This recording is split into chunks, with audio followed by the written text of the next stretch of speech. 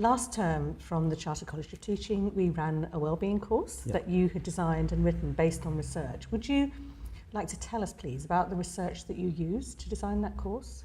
Yeah, sure. I suppose first of all I should say that I ran the programme with Dennis Guiney. Dennis is an educational psychologist, child and adolescent psychologist. Well, the research that informed the programme worked in different ways really. So first of all, well-being itself, we have to accept, is a really contested construct. It's very complex. The research, you might look at research which would suggest that well-being can be measured, and there are dashboards for measurement that exist. And you can look at research that says it is a fluid construct that's culturally located and therefore will be conceptualized differently within different cultures.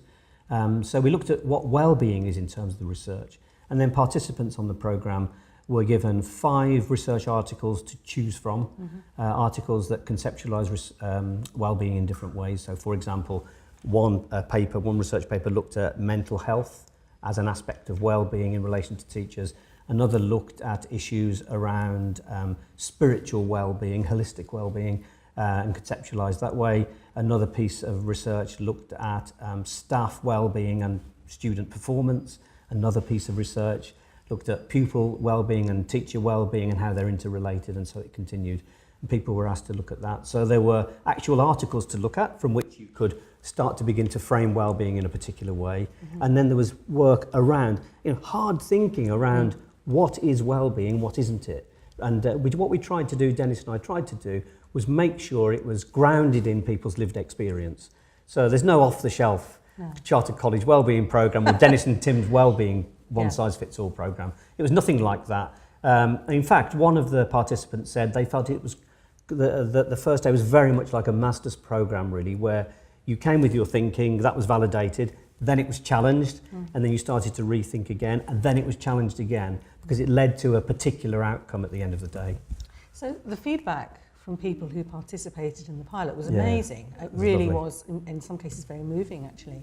Can you go on to describe a bit more about what the course actually entails? And also, just to say, we took the decision as a chartered college to roll the programme out into the opportunity areas, thinking that colleagues in those areas, goodness, they're doing such brilliant work under very difficult circumstances.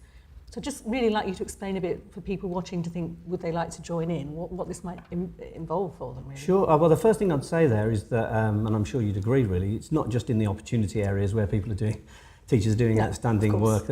There are teachers in rural schools, there are teachers in schools in deprived areas, teachers who work with children who have life-limiting conditions. You could list, obviously, but I would like to make that point because it's relevant to well-being. But the programme itself works. There's a day where we meet and we do some of the work that I talked to you about earlier about what well-being is and is not, and then we look at it in a context, and we had people. It was fascinating really, because we had people ranging from head teachers to people.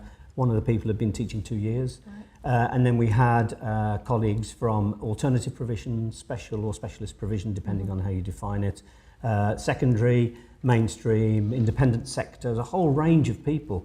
And so therefore there are multiple conceptualizations of what well-being is. So we look all the way through at what that is for people. We look at some of the research, obviously, and then we ask people to design an intervention or an action in their own workplace, having reflected on what does well-being mean to them. Right.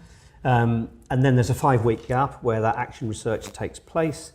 During that time, Dennis and I are available all the way through for any questioning. We also ask, what would you like the content to be for the final day? Because we don't just want to do 20 presentations on well-being interventions. So we construct the content for day 2 in between day 1 and day 2. So it's relevant to the people there. And then people come back and feedback on what their interventions were, whether they worked or not, because sometimes they don't work, and why they don't work is highly relevant. And they're shared with each other, and the plan is to share them on the college website with other colleagues and members of the Chartered College. And so what I think is really interesting about what you're saying is that you're bringing your expertise together with Dennis, responding to the teachers, responding to your knowledge of the research, and tailoring the programme accordingly. Yeah. And that's what's so important for us at the Chartered College, that we, this is not just CPD off the shelf. This is about how do we really learn from and with the profession. Yeah, well, I think that if we think of you say the profession, if we think of the profession itself, from my perspective, I mean, this is my perspective, teachers for decades have had enforced change placed upon them. They have an immense commitment to make it work, and then things change again and again and again. It will have a big impact on agency, which is linked to well-being, because that's all done without consultation. So you have that, and then you have, again from my perspective, a data industry in education that creates not an accountability system, because Dennis and I did some research for the Chartered College where teachers were saying they have no issue with accountability, but it creates a hyper-accountability system. So you have teachers in a state of manic vigilance, stress is generated, anxiety is generated, guilt is generated, good enough is never good enough, and all of those sorts of things have a huge impact on teacher well-being, and it's not been taken seriously enough.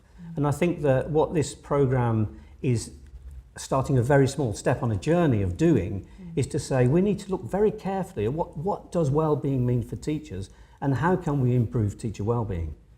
So thank you so much for designing this programme. I'm really pleased that the Chartered College is able to subsidise this going forward, and that we're looking for some research funding to see if we can really dig deeper into something that looks very interesting for the profession. Thank you, Tim. Oh no, you're welcome. Dennis and I have really enjoyed it, and I really look forward to seeing more colleagues on it. Thanks, Alison. Thanks.